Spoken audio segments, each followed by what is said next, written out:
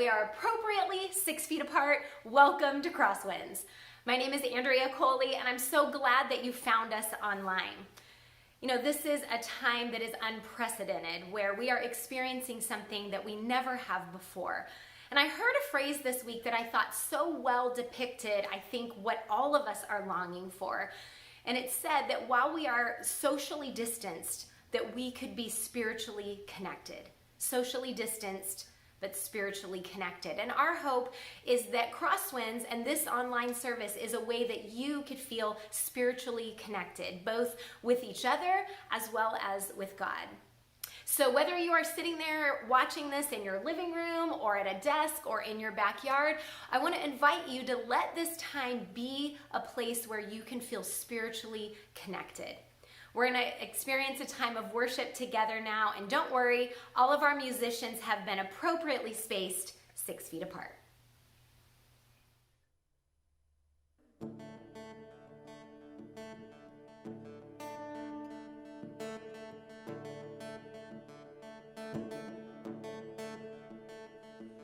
I raise a hallelujah in the presence of my enemies. I raise a hallelujah, and it's louder than the unbelief. I raise a hallelujah. My weapon is a melody. I raise a hallelujah. Heaven comes to fight for me. I'm gonna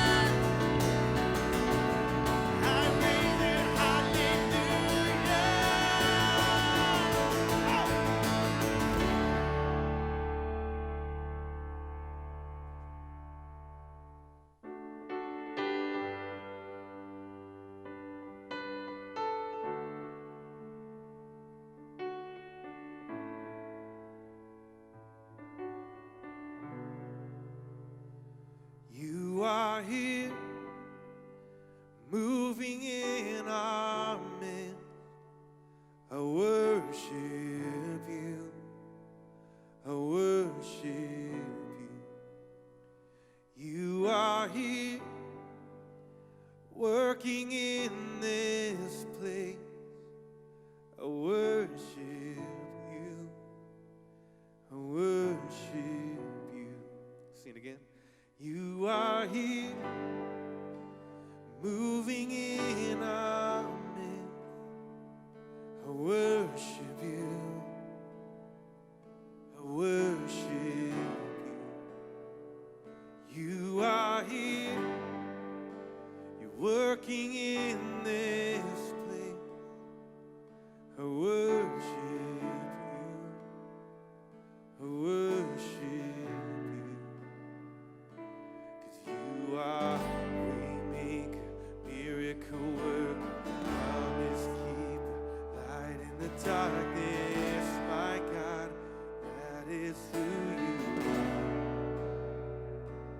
You are waymaker, miracle worker, promise keeper, light in the darkness. My God, that is who you are. Sing, you are here. You are here, touching every heart. I worship you. I worship you. You are here, healing every heart. I worship you. I worship you. You are here. You are here, turning lives around. I worship you. I worship you. You are here, mending every heart. I worship you. I worship you. You are waymaker, miracle worker, promise keeper, light in the darkness. My God, that is who you are. You are waymaker, miracle worker, promise keeper, light in the darkness. My God, that is who you are. That is who you are. That is who you are. That is who you are. That is who you are. That is who you are.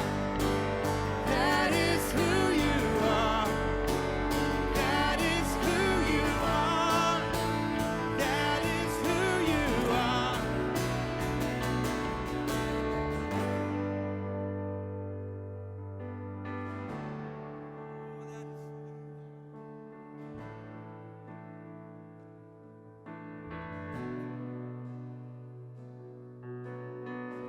Even when I don't see it, you're working. Even when I don't feel it, you're working. You never stop, you never stop working. You never stop, never stop working. Even when I don't see it, you're working. Even when I don't feel it, you're working. You never stop, you never stop working. You never stop, you never stop working. Even when I don't see it, you're working. Even when I don't feel it, you're working. You never stop, you never stop working. You never stop, you never stop working. Even when I don't see it, you're working. Even when I don't feel it, you're working. You never stop.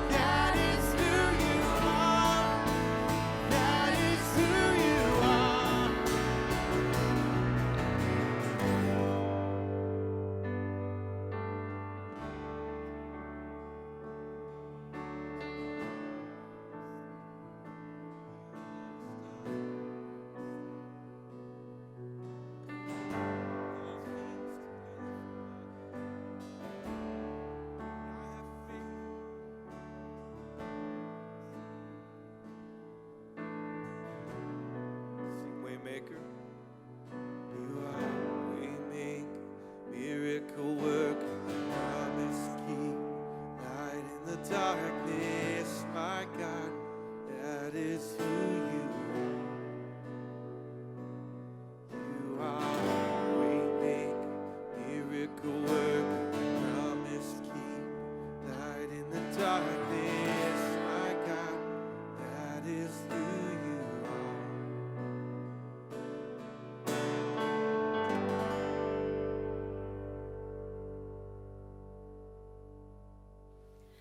Well, we just sang together about a God who is always working, and we truly believe that. And we believe that one of the ways that he works is through each other. And so in this time, we have a couple of ways where we're inviting you to reach out to us, and we want to stay connected with you. It's in times like these that are so anxious that we often feel like we need some words to put with it. And if you are feeling like you are needing some prayer, people to lift up words on your behalf, you can contact us in a couple of ways to let us know how we, our prayer team and our pastors, can be praying for you. You can either email us at prayer@crosswindschurch.org, prayer@crosswindschurch.org, or you can call our prayer hotline. You call the regular church number, which is 925-560-3800, and do extension 146. Extension 146 is our prayer hotline. You can leave a message there and know that we will be praying for you. Now, I know some of you might be comforted and might be interested in having somebody actually pray with you. If that's the case, you can reach out on either one of those ways, email or the prayer hotline. Leave us your contact information, and someone from our prayer team will get back to you and pray with you together over the phone or over a video chat or whatever. We are happy to come alongside you in that. So please share with us how we can help. Another way that we can continue to let God work through us is through our care ministry. If you're someone who needs some tangible care, maybe you're in the vulnerable population, maybe you have someone sick in your home, for whatever reason you can't get out and get what you need. Maybe you need someone to just bring you groceries or a meal. Maybe you're someone who's been laid off in this and you just need some tangible support in other ways. Please reach out to us through our care ministry. You can email us at care@crosswindschurch.org. Let us know how we can help you. Now, some of you are saying, I would love to be someone who helps take care. You can also email us at care@crosswindschurch.org. Let us know if you're someone who can help on that care team so that, again, we can be spiritually connected to each other in the ways that we care for one another. Now, I want to talk for just a moment about giving. I know many of you are used to giving in person in our services, and obviously we can't do that right now. So I want to encourage you to continue to be faithful in how you support CrossWinds. You can either mail in that support, or you can go right now online through our website to sign up to be able to give online. We want to encourage you to do that. We thank you in advance for doing that as you continue to support the ministry of CrossWinds.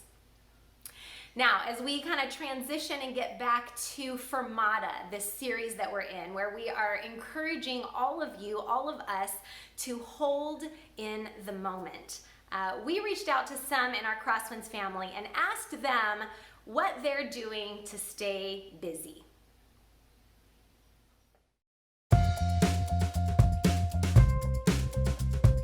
Got Salesforce, my calendar, my company email, and then I've got my personal email in here. They're all written down on notepads. Calendar planner. The Reminders app, the Notes app. I keep it in my little book here. I use the Reminders app in the iPhone, which is basically has a list of lists. Here's an example of those Post-its. A binder that travels with me. I use the Google Calendar to help me get through it all. It's right here. Hope you can see it. Alexa, and a regular notepad. I think I'm using Apple Reminders, and here are just a couple things. Coffee, working out, high priority emails. Grandkids are home from school this week, so I helped them with some homework. Like call Brett and call Keith and call Brian. I had to continue making phone calls to CrossWinds seniors. My goal for the day was 25 phone calls. I have to create a Zoom account so I can do small group with my small group. Grind the Vermont coffee beans that I've had for ages. work on team meeting agenda for Friday. My chores, do my online schoolwork. I have a distribution meeting at 5:30. Create a Google Classroom account for my students. Video for church needs to get done. I think that's happening right now. And then team check-in. Ice my cheeks because I just got my wisdom teeth taken out. Ask Eric about dinner with Adam and Mike. Ask John about coordination of DH meetings. Set up Zoom schedule for vendor enrichment classes. Garage organization, paint bathroom ceiling. And then the update for weekly leadership that I need to prep. Look at a new computer.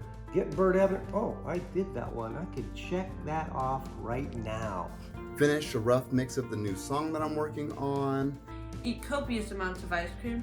Movies and shows. As you can see, I have like 93 movies and shows that I think I might want to watch at some point, so I'm way behind in that list. Find toilet paper, that was my goal. It does feel never ending because there's always a new post that comes up. It can leave me feeling stressed, overwhelmed, and steamrolled. I get a little overwhelmed because I have to do all of these things so that other people can do their work.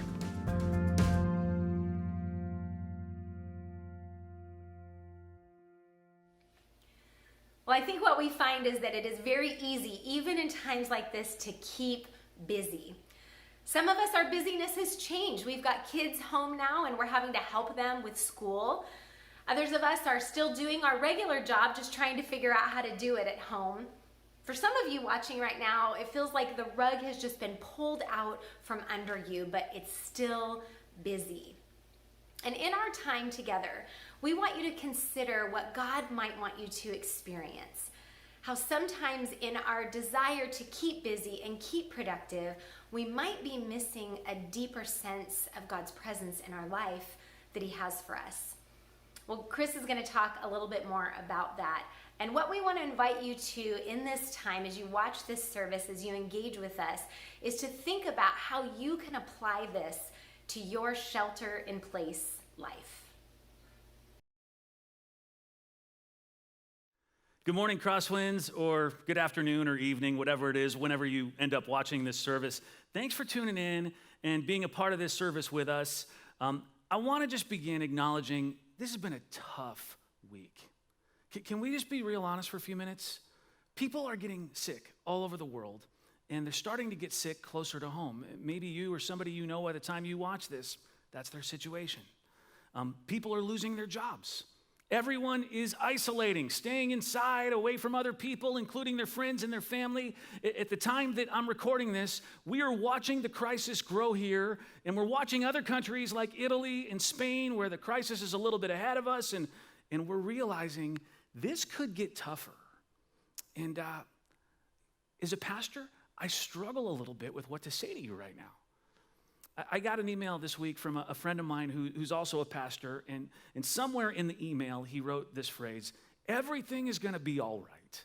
And I thought, well, that's not true, because for some people, this is not all right. It's already not all right. So I'm not going to say that right now. I've been thinking all week, like, do I get up and say to you, God won't let bad things happen to His people? No, because bad things happen to good people in this world. Or do I lead you in a prayer for God to protect us or protect you? All right, I think that is a prayer worth praying, and yet I ask, what about all the people who've not been protected? Do I say to you, if you're somebody watching who's lost their job or is about to, don't worry, God will provide for you. I believe that He will. And by the way, as a church, we want to help provide for you right now too. I believe that, but it doesn't make you less discouraged, less angry, less scared. Do I say to you that as people of faith who follow a huge, mighty God who can do all things, that you should have no fear? The truth is, I don't believe it's possible to have no fear. God is mighty, but fear is a core emotion that you can't control whether you've got it or not. So I will not tell you to have no fear. But here is what I will say. The words that God said to Joshua as he was about to lead the people into the promised land. Be strong and courageous. Friends, you can be angry right now. And you can be sad right now, and you can be tired, and you can be confused, and you can be afraid. You can be all those things. You're allowed to be those things in this moment. But I want to give you 2 more things that you have the capacity to be. You can be strong and courageous. Even if you are dismayed, even if you are afraid, be strong and courageous as well. God has given you the power to be strong and courageous. Now, you might say, but Chris, it's hard to be courageous because this is scary, and it's hard to be strong because I feel so weak. And I get it. It is hard. But here's the good news. When I tell you you have the capacity to be strong and courageous, it's not because you've been working out and you're going to kick this virus butt. When God told Joshua to be strong and courageous, it wasn't because Joshua was a man of great strength and courage. Let me show you exactly what God says. Have I not commanded you, be strong and courageous, Joshua? For the Lord your God will be with you wherever you go. God finishes this command to Joshua with these words, be strong and courageous, for the Lord your God will be with you wherever you go. And you, people at CrossWinds, people outside CrossWinds who are watching because your friend or your family member told you to tune in, you can be strong and courageous because God will be with you right now wherever you go. He is with you right now if you are healthy and well. He is with you if you are sick. He's with you if you're on the front lines of fighting this thing. If you're a doctor or a nurse or a medical professional who's caring for somebody right now, be strong and courageous. He's with you. Everyone watching, you got to hear this. He is with you. And while you are staying at home, isolated from the rest of the world right now, you are not isolated from God. I don't know if you know this about him, but God does not do isolation very well. He's terrible at it. He does a lot of things great. Isolation, not so much. In fact, I want to read you the words of the Apostle Paul about God's love that does not leave us, that maybe have never been more timely than they are in this moment we're in right now.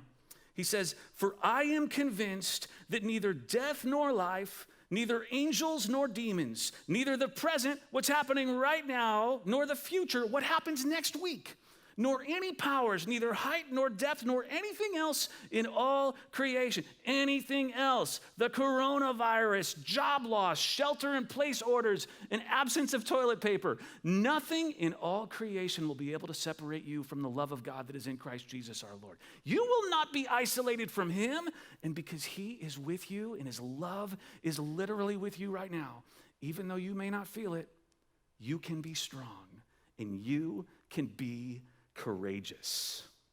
Now, I've talked to a number of you this week, enough of you that I think I can discern what some of you are thinking in your minds right now. You're thinking, okay, that's great for right now while you're standing here telling me this and showing me this passage, but what if I forget that tomorrow? I mean, what if I turn on CNN and they have their constant coronavirus tracker on the right side of the screen, and I stop and I forget that I have the capacity to be strong and courageous. I forget that God is still with me. Well, I want to teach you something right now that I think will help you live in the awareness of this all week long. There's actually a practice that you were made to do that helps people like you and me live in the knowledge, the experience of the love of God, that he is with you every day. And then every day, be strong and courageous. What I want to teach you goes back to this idea of fermata. If you watched the first week, you heard me explain what a fermata is. It's a little symbol in music that goes over a note or rest, telling a musician or a singer to hold and pause, to hold the note or hold the rest, pause, and my favorite part, wait for the conductor to tell them what's next. Well, there's a practice that God put in place from the beginning of time that is meant to be a regular part of your weekly rhythm, a practice where you are meant to pause and hold, and it is called the Sabbath. And as soon as I said that word, I just lost you. A number of you just tuned out. Sabbath? I just lost my job this week. I don't need a Sabbath. I need a paycheck. Sabbath? Isn't that a day of rest? I'm stuck at home. All I can do is rest. I don't need more. And even if I did want to rest right now and enjoy nature, there's too many 18 to 20-somethings who think they're bulletproof and are hogging up all the beaches. No offense, 18 to 20-somethings, but you really need to stay off the beaches. Sabbath, even when I go for a walk around my neighborhood, it's not restful because I got to try and stay 6 feet apart from anybody else walking down the sidewalk. All right, I hear you. Slow your roll. This Sabbath thing has so much to do with all those things I just told you about God's love never leaving you and your capacity to be strong and courageous. Can I show you where God brings this Sabbath thing up the first time? It's actually in the 10 Commandments. It is commandment number 4, by the way. Exodus 20, verse 8. Here's what it says. Remember the Sabbath day by keeping it holy. 6 days you shall labor and do all your work, but the 7th day is a Sabbath to the Lord your God. On it you shall not do any work, for in 6 days the Lord made the heavens and the earth, the sea and all that's in them, but he rested on the 7th day. Therefore, the Lord blessed the Sabbath day, he made it holy. Again, this is one of the 10 Commandments, and those of you who are about to tune out because this does not seem relevant to the world situation we're in, I am not going to tell you that you need to take a Sabbath right now, because guess what? You're in one. It's been forced on you. You can't get away from it. And I know there are a bunch of you whose lives just got more busy in response to this coronavirus, first responders, other people watching this. So hang in there, I'm going to get to you. But most of us, a Sabbath has been forced on us. And you're about to see how to use it to keep yourself aware that God is with you in this struggle so that you can be strong and courageous. About 7 years ago, a group of New York police officers, NYPD, they raided a drug den in Brooklyn. Did I say Brooklyn? That's a whole different place outside of New York. Anyway, the police found 5 men in possession of, get this, 23,000 pills of oxycodone with a street value of about $500,000. They were also selling heroin and cocaine, and they had a sawed-off shotgun in their possession at the moment that they were busted. All right, here's the twist to this story. When they confiscated their cell phones and they looked at the drug dealer's text records, they found texts that said, "We are closing at 7:30 a.m. on the dot and we'll reopen Saturday at 8:15 p.m. The 5 men, who were all Jewish, routinely texted their customers that they were closed for the Sabbath. Doesn't that sound crazy to you? That somebody would be so God-honoring that they would follow the Sabbath rules, but so messed up that they would steal and sell drugs. And the reason that that sounds crazy to you and me is because when we think of the Sabbath, we think it is all about what you should not do. You shouldn't work, you shouldn't travel, you shouldn't shop. You know, back in Jesus' day, rabbis had invested lots of time into what you should not do on the Sabbath, what constituted work that you could not do, like burning things. That would be considered work. So, like throwing a toothpick into a fire would be considered a violation. Or selecting something, picking things. So, if you're eating a bowl full of berries and there are some rotten ones in the bowl, you cannot avoid the rotten ones while you're eating. That would be selecting something. You've got to eat them all. The Sabbath has really turned into one big thou shalt not. But can I show you something? When we look at the 10 Commandments, we see 8 of them that are thou shalt nots. The 10 Commandments have a lot of thou shalt nots. Thou shalt not kill, thou shalt not steal, thou shalt not covet. But guess what? There are 2 of the 10 Commandments that are thou shalts. Shalts? Shalls? Whatever. They're things you should do. They aren't about prohibiting things. They're commands to do something. Okay, one of those is honor your mother and father. That is a thou shalt. But the other is about the Sabbath. And look again at how this command begins. Remember the Sabbath, keep it holy. Now, in fairness, it does say halfway through the commandment, one of the things that it means to remember the Sabbath is to not work. But this commandment was never just a thou shalt not, it was a thou shalt or shall or whatever. See, remembering the Sabbath for the ancient Israelite was so much more than not working. It was a command to spend one day, at least one day a week, being joyful and being rested and being happy. It was a command to sing songs together and to have great feasts. The command was a forced pause on their very frantic, work-oriented lives, a day to celebrate God and the people in your life. Now, here's why I bring it up. Like I said earlier, you are very likely in a Sabbath right now, and it is a forced one. You might be working less. You might be shopping less. I mean, there's a list of things over here in California that you cannot do right now. Wouldn't you agree that there's more you cannot do than you can do right now? And you could look at this moment we're in as the time that you couldn't do anything. Or you can look at it as the time that you got to do some things that you haven't had time to do in years. I was talking to someone from our church on Monday, and they were telling me about how the previous weekend they had heard from old friends that they had not talked to in a real long time. These were people that they grew up with or they had watched grow up, and you know, they had kind of lost touch. And now, in the middle of this crisis, what's happening? They're reaching out over social media and they're saying, hey, I miss you. Let's get the whole group back together and do a Google Hangout tonight, an online video chat with everybody. They are using the Sabbath that's been forced on them to remember and to do something very holy. Because we're working from home and our kids are out of school, we've been trying, our family, to go for a walk around the neighborhood together or a bike ride every day. And so we've done that each day or pretty close to it. And last weekend, we drove to a little hiking trail about 2 miles from our house to do our walk there. And as you saw on the news this week, everyone and their mother was out walking around on hiking trails this weekend. And when we got there, we saw all the cars and we turned around and we went somewhere else. But just that all these families or people who live in the same household are spending this kind of time together, it's what the Sabbath is meant to be. I've talked before about how I play the ukulele. I can't even call it play. I mess around. I'm not good.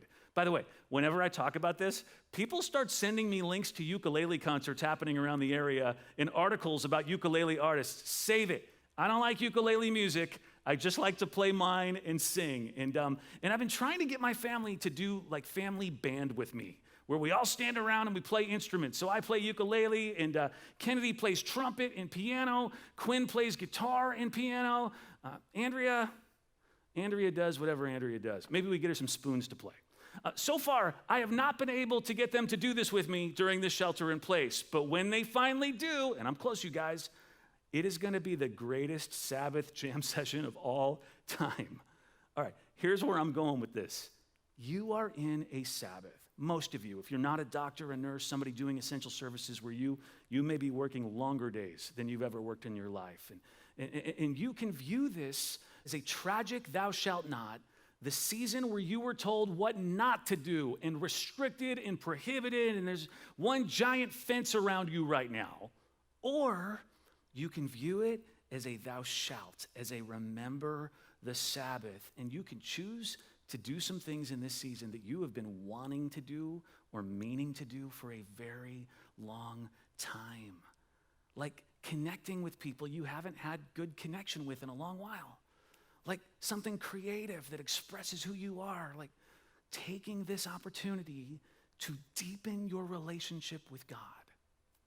I was talking to Steve Girali before we recorded our podcast this past Monday. Some of you know Steve from some time he spent up here with us. And Steve pastors a church right now in Southern California that's really unique.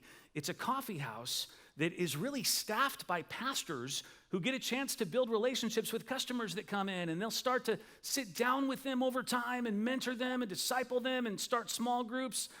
Thing is, it's not a to-go, carry-out kind of business. It's a come-stay for a while kind of business. And it has been going really well until this shelter-in-place order hit Southern California, and Steve had to turn into a to-go business overnight, which tears apart their ministry model. And Steve had to let go of all of his staff or put them on leaves of absence. And to keep money coming in to pay rent, he has to keep the doors open and serve coffee for carryout, but he's the only one there. And so he's sitting there 7 days a week from 7 a.m. to 3 p.m., shortened hours, but long days for one person making coffee and giving it to customers. And I said, are people coming in even? And he said, not really, not many, but just enough that this will help pay the rent. In other words, I have to stay open. And I said, so you're just sitting there alone most of the day, hanging out by yourself? That's got to be driving you crazy. And he said, actually, I might start writing my next book.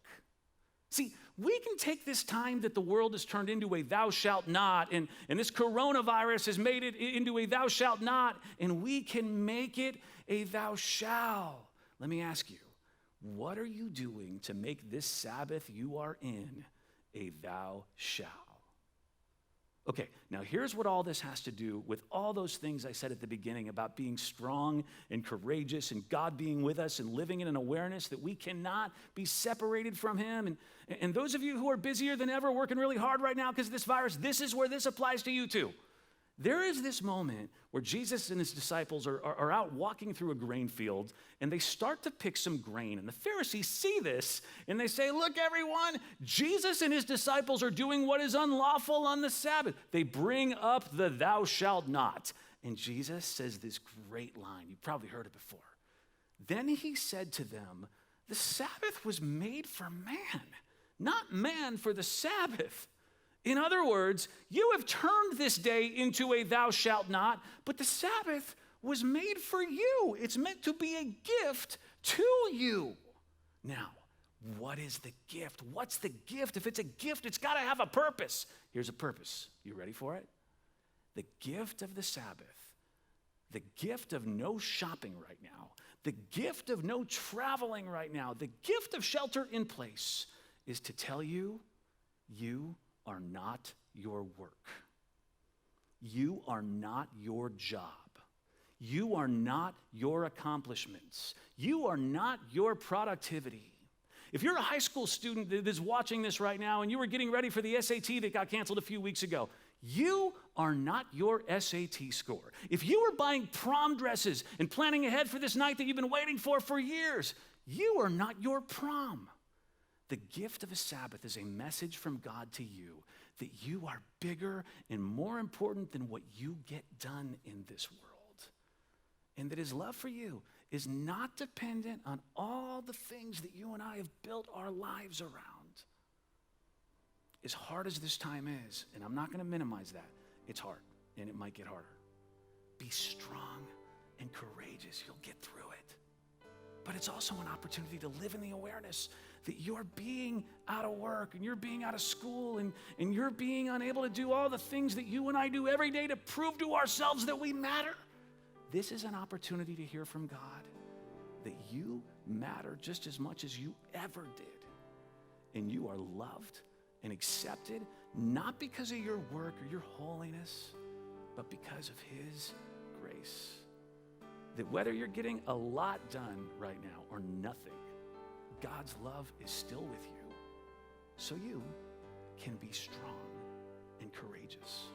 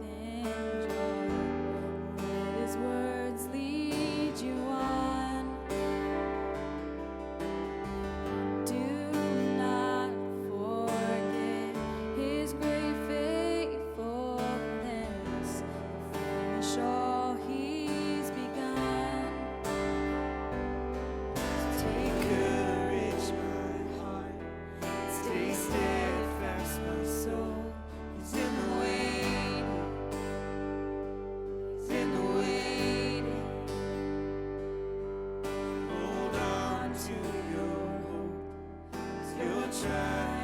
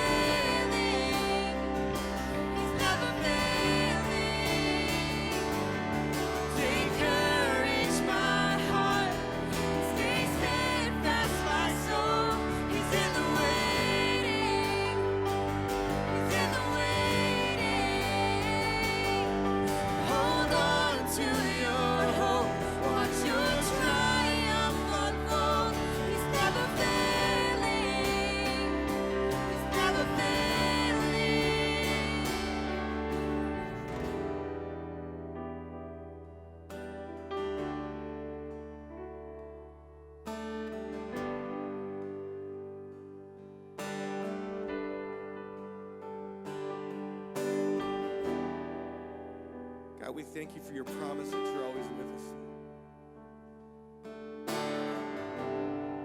Your promise that you're always working around us, God. For your promise that we can find our strength and our confidence in you and your love for us, God.